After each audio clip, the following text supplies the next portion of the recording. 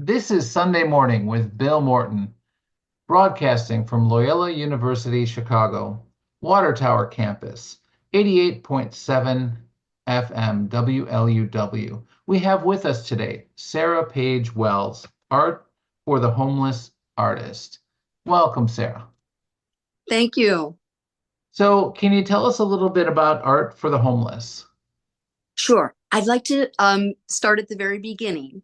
Mhm. I found out about a fellow named David Floodstrand on Facebook, and he was an artist who was actually going down to Wacker Drive and on his own passing out oranges, socks, and water. And I thought, on his own, oh my, this guy needs a group. So I called him, and we were in touch with each other 3 or 4 times, and we decided to start Art for the Homeless, a Facebook group. And now it's actually expanded out to an actual group where we have events and such. So what we do as artists is we sell our art, and a portion of our sales goes to help homeless shelters.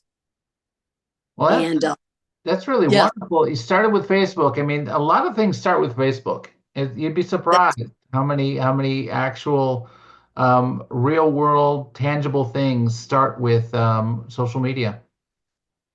yeah, for sure. I mean, we have about 15 active artists right now, and we recently had an event at Lincoln Park Community Services on Sedgwick, Mhm. and every artist sold something, and we made, I think, close to maybe $900 for them in the past with the past event. So that was really great. So if you think about art for the homeless, are these people without housing creating art and selling their art through your organization? Is that what this is? Okay, I'm so glad to clarify. No, we're actually not homeless, and we're artists who want to help the homeless. Okay. But you have brought up something because we've expanded. Now I'm actually doing art classes for the residents at the homeless shelter in Lincoln Park. Okay. All So right. kind of expanded in that way.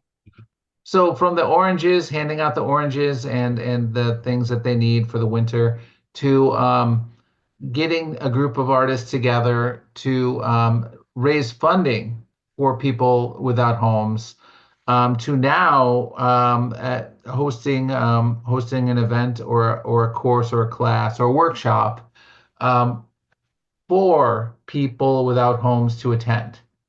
Yeah, exactly. Yeah. Okay. And it's specifically, we've been working with Lincoln Park Community Services. I'm not sure if you're aware of them, but they've been around for 40 years. Mhm. And last year graduated over 70 people. And by graduated meant that these people who were once on the street now have jobs, apartments. They're like stable and on their own, creating their life again. That's the correct way to graduate. We work with a lot of organizations with people with disabilities, and especially when it comes to youth, when they graduate, that simply means the state funding has run out and you've graduated. No, you're no longer with the program. This type of graduation that you mentioned is the better way, in my opinion. Yeah, for sure. So, graduating. Tell us about the graduation procedure. Okay, now this is something I'd have to get a little bit more details from Lincoln Park Community Services, but I know for sure that they can house 100 people at a time. Mhm. And so they're given room and board, and they're given their skills. I mean, they actually have classes for them, whatever they need, so they can go out and get a job. And they have 3 months. They used to have a longer time period, but now it's been set up for 3 months to get through everything so Mhm. that they can be on their own. Oh, that's great. That's really really cool. So they do have training, they have programs, they have shelter, and food and things that they need, correct? Yes, and it's mainly handled by volunteers, which is amazing. And some of the volunteers who were there 40 years ago are still there today. Wonderful. And I heard that Lincoln Park Community Services was planning on expanding at some time. Have they expanded? Yes, so they right now have a location on Fullerton, and the larger one is on Sedgwick. Bulletin and the larger is the Sedgwick one the new one? Yeah, and that's been around for I think a little bit over 5 years. That sounds about right. That sounds Yeah. about right. Yeah. Okay, and that's really wonderful. So tell me about the artists. Okay, like how do I get them and such and who they are? Yeah, and what and then we can talk about what forms of art after. Okay, great. So I found many of my artist friends on Facebook through my high school group. I graduated from New Trier High School in 1980. Mhm. There's so many artists there. It's actually promoted very much to become an actor, artist, or musician in that high school. Anyway, many of the people were from my high school. Some were from my church, and some were just Facebook people that found us. So, for example, I have this one guy, Carlos. Carlos, he paints colorful paintings such as Picasso style, but it's his own style as well. And he raises his two kids. He lives in Cicero, Illinois. You can see his art on our Facebook group. But he came to our recent event, and he was very happy because he sold a painting that day. One of my volunteers, she also came from our high school. So it's like I think also New Trier it also promotes help people in society. I mean, you go to school there and you basically get the idea and the purpose that your job in life is to help others. So it's a good group to contact for this. That's wonderful. Is there mixed media art? Is it all painting or what? There is mixed media for sure. There's some sculptures I've seen on our art from the homeless group. I have some pieces here. Can I show some? Please Or do. Yeah. oh, okay, great. So when Art for the Homeless first started, my family got very involved, and my sister's an artist. And let's see how I can make that. Does that show There you go. okay? That's perfect. Okay, that's called Bird, Love, and a Home. Okay. Okay, and she's got a few like that. They're bluebirds. All Yeah, the see birds how are she blue. yeah. And this one is also called Bird, Love, and a Home number one. So that must be the first one she made. Can we see the home? Can you put that up a little bit higher? There we go. Now we got the heart, the blue bird, and the home. Okay. You got it. Okay, so then this is some of my art, and this is what I teach people, and I'm very excited about this. It's called watercolor collage. Now, what that means is you learn watercolor, and from that watercolor, you're actually going to make a collage. And this is one of my watercolor collages. Wow, you really do the watercolor. You got it. Wow. So okay, I'm looking at it and it's kind of. Can you put that back up again? I'm looking Sure. at this and I see the watercolor, but it's Yep. where's the collage? I don't see it through the screen very well. Okay. I took a piece of watercolor paper and I got it very wet and I splattered tons of color on that paper. Then I actually let it dry and I cut that paper out and glued it on this second piece of paper. And same with that vase. That vase Mhm. was cut out and glued on there. So that's how the collage part comes in. So just keep that up there for a second. When I do watercolor, when I did was taught watercolor, and I'm horrible at it. It was I tried to keep straight lines, and the teacher took my brush and mixed all the colors together because I was trying to be too neat. This look Oh, this looks very neat. Like I could tell the cuts because you have some very um, detailed lines there, edges. yeah. Yeah, for sure. I just wanted to say, one of my philosophies is please let the artist do his thing. Mhm. Yeah, that Please that really let, that really that really pissed me off. okay, and I It's- totally she, understand that. Oh, yeah, Bill, she someday did it on maybe we, purpose. yeah, I was thinking someday maybe we can do a class that you could come to. Oh, well, I think that's fine. Maybe we can get over my watercolor issue. I think that'd be Yes, wonderful. yeah, we will get over that for sure. I'm, Awesome. I'm I'm good at helping people with that for sure. Now, Awesome. listen, Hmm. is it okay with you? I brought some statistics with me because I think it's important for people to know. Hmm. We have in Chicago about 76,000 homeless people. 12,000 of those are unaccompanied youth. Hmm. We have in the USA 777,000 homeless people, and 13 of those homeless people are US vets. 13%, sorry. 13%. Okay. Hmm. Yeah. So like this purpose helped me fulfill a couple things because when I was in high school they wanted the draft back and I was very upset about that. And I actually joined Vietnam Veterans Against the War when I was 16. And I I like this because we can also help the homeless vets. Now, in Illinois, there's 700 homeless vets. Doesn't that seem easy? Doesn't that seem like an easy number to tackle to help? I mean, my God, they want to serve our country, and now look what's happening. There, 700 is a lot of vets, but if you think about it, 700 isn't so much for the entire state. You can reach Right. them. You can reach them. You can reach Yeah. 700 vets. Yeah, for sure. For sure. And do you know how many are in the city or Oh, actually, city proper? I didn't get that info. Okay. Okay. So are you on a mission to find these 700 vets, or what are you doing with these Uh, vets? that only just crossed my mind in the last 24 hours that 700 is not that many. That Hmm. 700 could easily seems to be easily to be helped. I'm on a mission to expand our group and to get more like volunteer type members who can take these bright ideas and run with them. Okay, that's great. So let's just go right into if people want to contact you, since you mentioned that. Yeah, certainly. My phone number, 773-812-6814. My email, Sarah with an H, page like a book, Wells like water, Sarah Page Wells at gmail.com. And then you have the Facebook group as well. And that's called Art for the Homeless. That's right. Art for the Homeless. Yeah. Got it. Okay. Well, that's really awesome. So let's talk about the 76,000 homeless. That's in the city of Chicago, correct?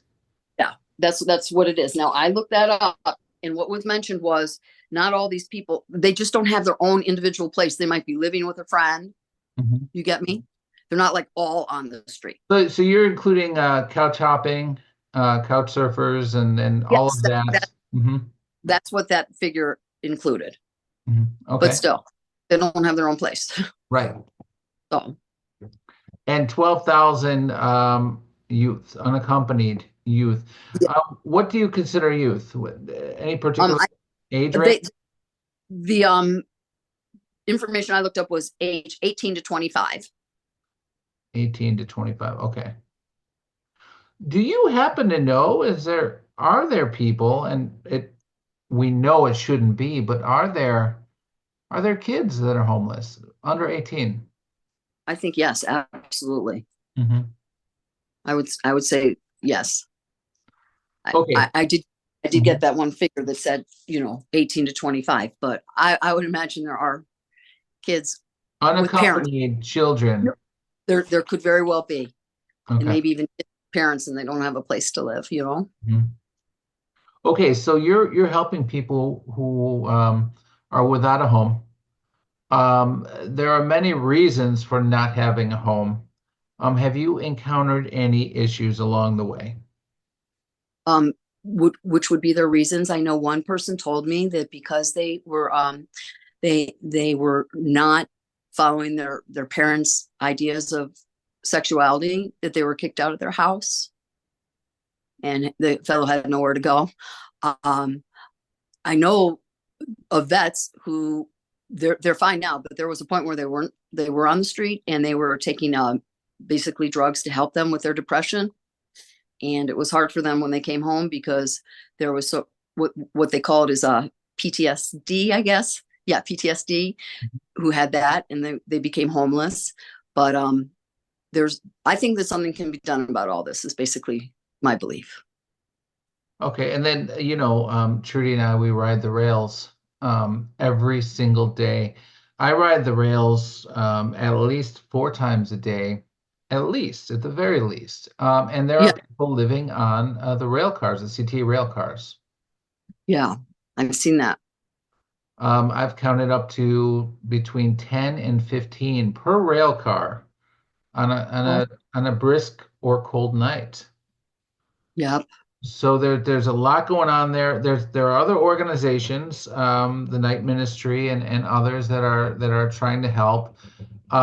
Spoke with the CTA about it, and they're starting an initiative. I don't know what it's called right now, but went to the board meetings and mentioned this to them, like they should already know, but every voice counts.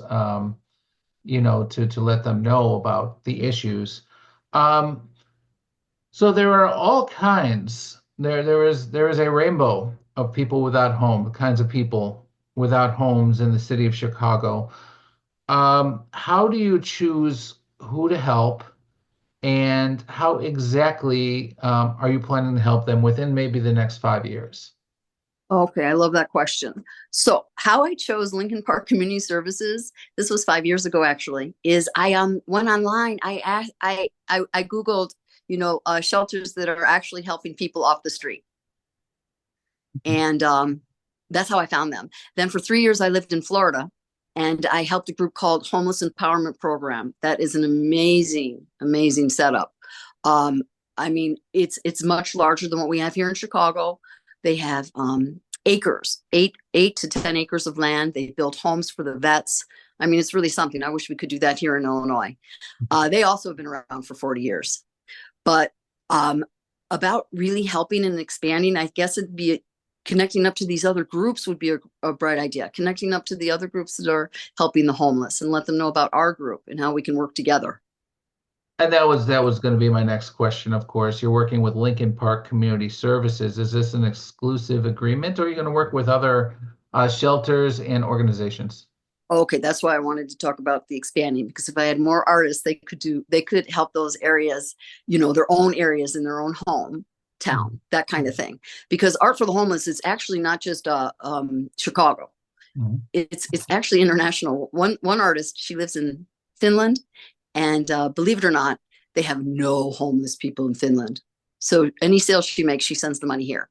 But the reason they have no homeless people is they implemented a government program there, and everybody was given $1,000 a month who was homeless to get Mhm. back on their feet and get a place to live and all of that. So they literally have no homeless people there. So that's something to you know take a look at and see how we could help. Mhm. But anyway, Wow. yeah, I like to help the shelters that are doing a good job on getting good results. And I also have heard that there's a new shelter on Clark Street up north. There certainly is. It's on Clark and Birchwood. It's over by the Jewel Osco over at the Gateway Center. It's in Rogers Park on the near the northern border, close to Yeah. Howard, and between Howard and Clark. And I went there. I spoke with some of the people who are being helped by that facility, and it's looking pretty good. I want to thank. I have to take this moment to thank Dick Simpson in particular. He really put that together, and I really do applaud his efforts. He doesn't. I know at this point in his life he doesn't come outside and visit very much, but he was at the ribbon cutting, and he he really made it happen. So to Dick Simmons, you're listening. So thank you so much. That's awesome. That was a good one. And I do videography and photography of Chicago and in particular Rogers Park and put that on YouTube and whatnot. And so I like to get that Metro train on Birchwood after I walk Trudy to work in the morning. And so the facility is right there. And I'll tell you, I'm getting good vibes from the facility. You may hear some cursing. There are some people smoking. They have that habit, but overall, good vibes are radiating from that place. And I know it had opposition coming in from the homeowners, um, but Oh, wow. but it's very interesting. I didn't expect it to have a good vibe radiating from it, and knowing now that Dick Simpson was the catalyst, I really do appreciate it more and more every day, actually. That is great, Bill. I would like to check that out because maybe that would be another place we could even do an event, and we Mhm. could sell art and give donations at the end of the event.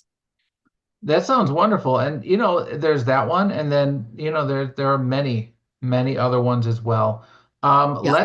Let's talk about that. Let's talk about that. After the interview, let's meet up about that and make something real happen. Okay, I appreciate that. Yeah, I'm all about that.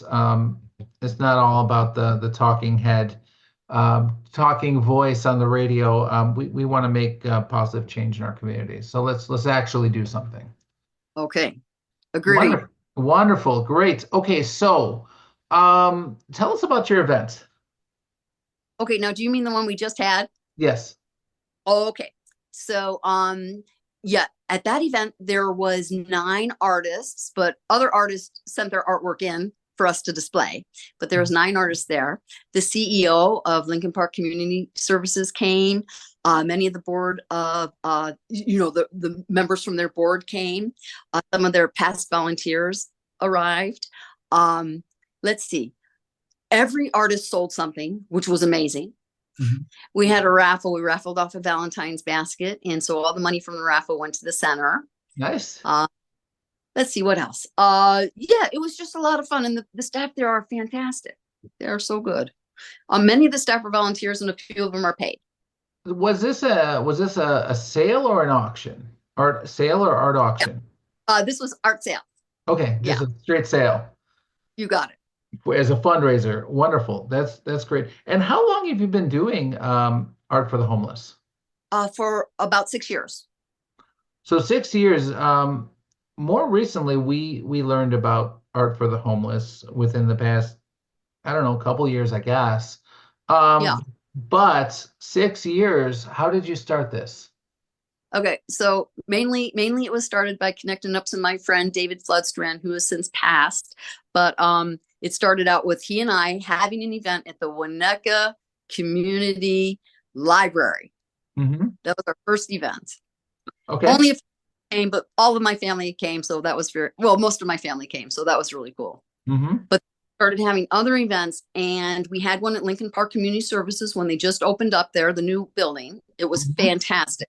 It Hmm. was so good. And we even planned another event at the Wilmette Library, and then we got hit by COVID. Okay.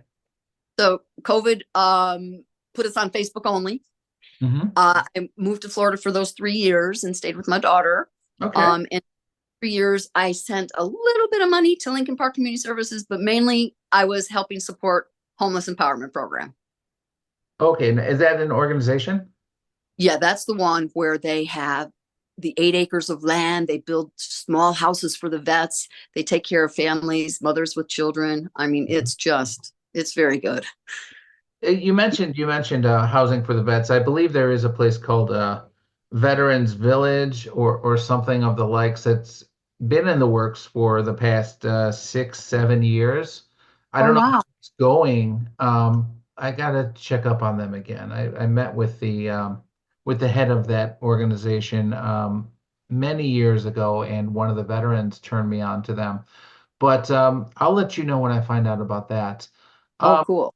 Winnetka Community Library. Okay, so I believe it's Winnetka Church that donates a lot to a Just Harvest here in Rogers Park Oh, wow. Okay. for like Thanksgiving dinners and different things like that. It seems like Winnetka is doing quite a bit for helping people without homes in the city of Chicago. That's really great. So how did Yeah. you connect I with never- Winnetka of all places? That's the question. Oh, why did we go there, dear? Yeah. Oh, okay. We went there because that was my hometown, Hmm. because I grew up there Okay. and I And wanted to start. okay. And then why Wilmette? Why Wilmette Library? Many of the artists from New Trier still, know Wilmette, hang out in Wilmette. So I thought that that would be good. The only thing is, because of COVID, we didn't get to do it. So we could probably go back there. But you might even ask me why Rogers Park Why and Rogers why Park? do because we raised our kids in Rogers Park. In Rogers Park, we lived there. A majority of our marriage was in Rogers Park neighborhoods. Mhm. Yeah, I Wonderful. love Rogers. Yeah, and then you can do an event in a library. You could do an event at a shelter. You can do an art event where? Where else could you do an art event? Oh, how about even at a fair, an art fair in the summer? I mean, there's Hmm. so many. Hmm. Let people know the sales from any of the purchases they make are helping the homeless. So you may get a tent at an art festival or a fair, and then say this Yeah, money is going for this. exactly. And this upcoming weekend, I'm going to Rockton, Illinois. My brother lives in Rockford, Mhm. and he set it up for me to help deliver a class at a thrift store there. And just real quick, I want to give the name. It's Truly Treasured Gift and Thrift. And when we sell those tickets for the class, money is going to go to the homeless. So it's all going to go to the homeless. Yeah, All from going to go. the Mhm. event. Yeah. Wow, that's really wonderful. And you have a passion for this, and you've been doing it for so long. What kind of challenges do you face? I okay, personally, honestly, my own health challenges. I have a couple of health issues, so that I'm not always like the high energetic individual I truly am. My body kind of slows me down and stops me. So that's a challenge. But also I'd say getting more people who might want to join and actually dedicate their life to this. Mhm. So you're definitely looking for people who want to volunteer. Are you looking for artists? Are you looking for organized people? What are you looking for? Who Both, are but I'd you like to looking start for? out with the artist because I feel like if we get the artist happy doing that, then he or she can also start flowing funds to local shelters in their area. That would Okay. be a way. And how does that flowing of funds work exactly? Say you have the sale. How does it Yeah. work? Hmm. Okay. So you have a sale, and if you want to send your money to Lincoln Park Community Services, then you just write the check and send them the check. If we have an event there at the end of the day, we give them the money. When an individual, let's say we had an art fair and an individual sold a piece of art, then he would keep track of what he would want to donate. Hmm. Now, some people think I need an exact percentage. So we did 25% at least at Lincoln Park Community Services. Hmm. I used to say donate what you want, but that's a little vague. So I think we're going to go with 25% of the art that you sell goes to the shelter. And the rest go to the artist. Is that correct? That's that's right. Okay. Because that person has to pay for their supplies and it can help them with their Mhm. livelihood. Well, that's wonderful. So once again, give us your contact information if an artist may be interested in working with you to help people without homes. Great. The phone number for me is 773-812-6814. And the email address is Sarah with an H, page like a book, Wells like water, Sarah Page Wells at gmail.com. Thank you so much, Sarah Thank Page Wells. Art for the Homeless. I really appreciate the work that you do. We did put in a meeting during this interview. We're going to actually get something done, not just talk about it. And this is Sunday Morning with Bill Morton on WLUW 88.7 FM, broadcasting from Loyola University Chicago Water Tower campus. Thank you. you very much.